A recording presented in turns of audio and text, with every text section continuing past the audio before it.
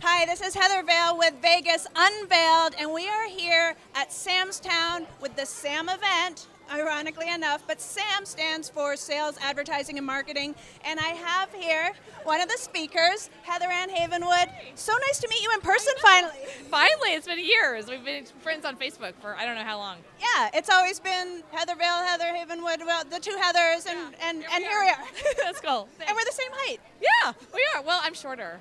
Oh, okay. Heels on. Oh, you're heightening. Yeah, I am. Okay, so you spoke today. You were one of the featured presenters. What did you speak about? Talking about the art of influence and basically the three elements of art of influence, which is basically be polarizing, be willing to be polarizing, double down on your essence of who you are, and the third one, I'm going blank here in just a second. Maybe it's just all the lights. Okay, polarizing, it can be good or bad, obviously. I mean, polarizing means people love you or they hate you. Right. But none of us want people to hate us, Heather. That's true, but some people do. I think it's just being okay with that. You know what I mean? Like Kim Kardashian, everyone loves her, and everyone loves Trump, and everyone loves Oprah, believe it or not. Some people don't like Martha Stewart, and that crazy. But it's being able to be polarizing and be able to what I call cause waves, which a lot of people don't want to do, right? And the other one is expertise, is stop being an expert and be an influencer.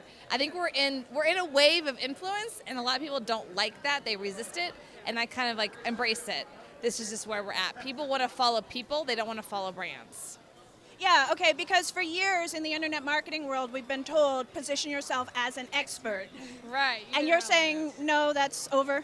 Yeah, it's a repositioning to say we're an expert in something, but we're ready to influence an industry, right? So Gary Vee is an influencer of an industry. Even Grant Cardone, he started in the expertise world, but now he's just becoming this massive influencer. So it's taking it to the next level. I think even Tony Robbins, who's obviously a masterful coach, Oprah is a masterful person in media, but she's not an expert. Does that make sense? So it's understanding between the difference of mastery and influencing an industry. And I shared the example of Chick-fil-A, which Chick-fil-A is like, what's that? It's not a fast food industry. It's not a fast food company. It's actually a religious industry company, believe it or not. It's influential in the religious space. So you can take a brand and be influential in different industries. That's kind of what the whole point is.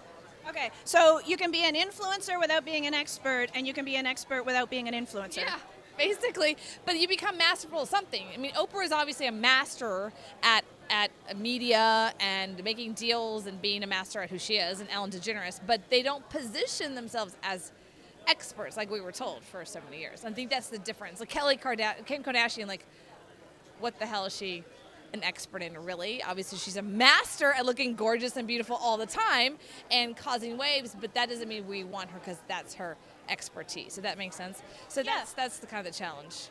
So do you think that has kind of evolved because of the whole social media influence? Because, 15 years ago when they were teaching to be an expert, when they first started teaching that, it wasn't like there was social media to the same extent. Right. No, I agree. I think social media was a huge piece of that. People started following people. Like Gary Vee kind of rode that wave. He wasn't even an expert in wine. He just talked about his experience and became this huge influence in social media. Oh, he was never a wine expert? See, I always thought he was. He talked his own game, but he wasn't like a master sommelier, someone who like spent 20 years of their life, right? So he wasn't an expert from that perspective, but he talked about it all the damn time. So then he became this influencer of, right? And I think that's one of the biggest missings, that people want to be the expert influence without communicating, without talking, without being out there, without having a point of view, or without having people be pissed off at you. You've got to be willing to have people be pissed off. People don't like that I have a book, Sexy Boss. They don't like that. Some people love it. You're not allowed to be a sexy boss? Some people don't like that. Some people love that. I think it's amazing. I think it's very powerful. But I've had women and men come up to me and say, I don't like that you say that. So I think that being willing to just be a little polarizing and kind of push the bear a little is good. Like Gary Vee cusses a lot, right? Yeah. And some people hate that, right? But, he's Gary Vee. He's a millionaire, so who cares?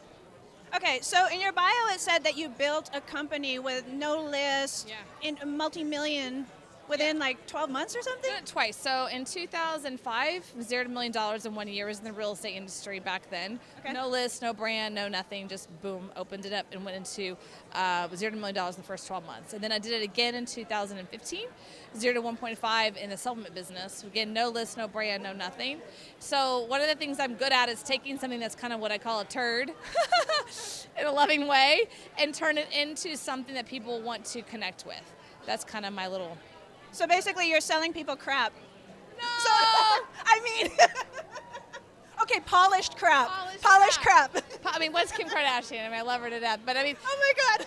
just kidding. That's I hilarious. Don't know her. I don't know her. But I mean, really, if you look at anything branding and personal branding, we're all just like, what actually is the result that you want people to get? Right. So.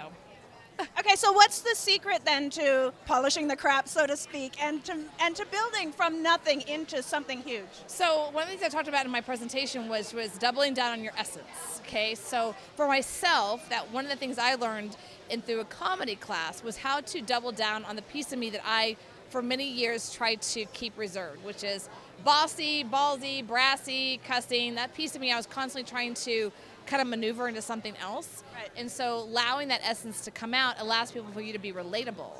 And when you're relatable, people want to connect with you and buy from you. Because there's two places people buy. They buy with time and money, right? So if they won't spend time with you or the brand, they won't buy you. But they want to buy from relatedness, not polished crap, right?